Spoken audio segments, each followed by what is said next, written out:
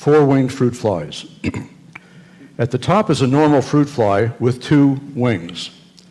At the bottom is a mutant fruit fly with 4 normal-looking wings.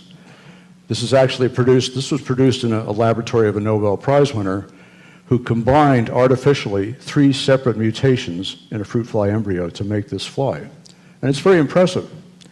But the normal fly has 2 wings and 2 tiny structures behind them called balancers that vibrate rapidly during flight and which stabilize the insect in flight. The mutant fly has lost them, and the new wings have no flight muscles attached to them, so they're just dead weight. This fly is a helplessly disabled. It can't live outside the laboratory.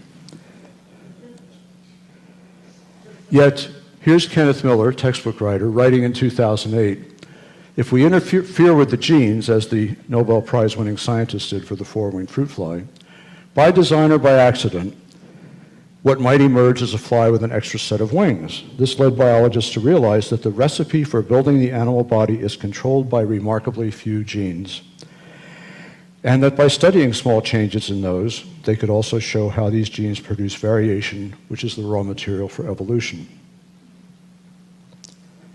Textbooks, 2014, 2015, photographs of four-winged fruit flies, similarly used to convince students that DNA mutations can produce dramatic anatomical changes that provide the raw materials for evolution. Neither Miller nor these textbooks mentioned that four-winged fruit flies are helpless cripples that cannot live outside the laboratory. They're evolutionary dead ends, not raw materials for evolution. Not a word about that. While we're at it, let me ask, what can DNA mutations accomplish? We can, in fact, have mutated a fruit fly embryo as much as we like. It's called saturation mutagenesis. It's also been done in mice, fish, and worms. And as far as we can tell from the evidence, there are only 3 possible outcomes. A normal fruit fly that has overcome the mutations and developed anyway, a defective fruit fly, like the four-winged fruit fly, or worse, or a dead fruit fly. That's it. That exhausts the possibilities.